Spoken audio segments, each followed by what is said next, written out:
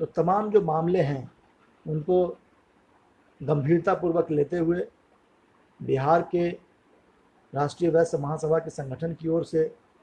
तमाम जो प्रखंडों की इकाई है, तमाम जो जिलों की इकाई है, उनमें सभी लोगों ने अपने अपने घरों और अपने अपने प्रतिष्ठानों में के माध्यम से एक दिवसीय उपवास और एक दिवसीय महाधरना का आयोजन किया है। हमारी मांग है, सरकार से मांग है, राज्य सरकार से मांग है, केंद्र सरकार से मांग है कि जो वैश्य व्यवसायी वर्ग व्यापारियों की समस्या है, जो छोटे मध्यम व्यवसायी हैं, जो उससे भी छोटे जो दुकानदार वर्ग हैं, जो फुटपाथी दुकानदार हैं, जो सब्जी वाले हैं, जो और अन्य जो छोटे छोटे जो जीविकोपार्जन के करके जो जीवन जीने वाले जो अन्य जो बिहार सहित देश भर में जो हमारे लोग हैं, मजदूर हैं, उनकी जो समस्या है वो आज भयंकर स्थिति ले चुकी है। उनके पास पैसे नहीं हैं, उनके पास खाने के लिए कोई खाद्य सामग्री नहीं है, और ये जो राज्य सरकार है और केंद्र सरकार है वो सिर्फ और सिर्फ झूठ परोसने में लगी हुई है, सिर्फ और सिर्फ अपने चेहरा चमकाने में टेलीविज़न और अखबारों के माध्यम से उनके मंत्री और उनके प्रवक्तागण झूठ बोल रहे हैं। रेल मंत्री ट्वीट करके जानकारी देते हैं कि हज़ारों की संख्या में ट्रेन चली है, और वहीं जो रेलवे मंत्रालय है वो अगर उनसे आप आरटीआई से या तमाम अन्य माध्यम से जानकारी लेते हैं तो पता चलता है कि उन्होंने 163 या 200 से नीचे रेल विभाग ने रेलगाड़ियों को चलाने का काम किया है। तो झूठ परोसा जा रहा है। और जब ऐसे महामारी की स्थिति में कोरोना और कोविड-19 के बाद जो स्थिति बनी हुई है, अर्थव्यवस्था चौपट तो हो ही गया है, उसके साथ साथ लोग अब कोरोना से कहीं ज़्यादा लोग भूख से मर रहे हैं, लोग आत्महत्याएं कर रहे हैं। जो मज़दूर हैं वो सड़कों पर चलते चलते, गर्भवती महिलाएं हैं, बच्चे हैं, कोई अपने बच्चे को सूटकेस के ऊपर लिटा करके किसी तरह से खींच के ले जा रहा है, कोई अपने माँ बाप को कंधों पर लाद करके ले जा रहा है, कोई अपने भाई बीमार जो दूसरे परिवार के सदस्य हैं उनको अपने कंधों पर लेकर के जा रहा है। हजारों हजार किलोमीटर की जो यात्रा है, मजदूर पैदल चल रहे हैं, हजारों हजार किलोमीटर की यात्रा। हमारे जो दूसरे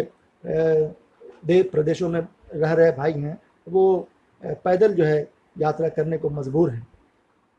मैं आप सभी से आग्रह करना चाहता हूं कि आप अपनी दल और दलगत भावनाओं से ऊपर उठकर देश के करोड़ों करोड़ गरीब, करोड़ों करोड़ मजदूर, छोटे मध्यम व्यवसायी, दुकानदारों के पक्ष में आप सभी एकजुट होकर आप सभी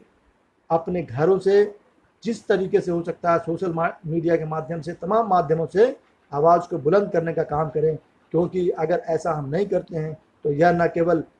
मानवता के विरुद्ध होगा बल्कि इस राष्ट्र के विरुद्ध होगा, प्रदेश के विरुद्ध होगा, इस देश के विरुद्ध होगा। आज इस देश की स्थिति जो एक कोविड-19 की वजह से तो खराब हुई है, उससे ज़्यादा खराब जो स्थिति हुई है वो इस देश के हुक्मरानों की वजह से और इस प्रदेश के हुक्मरानों की वजह से खराब हुई है।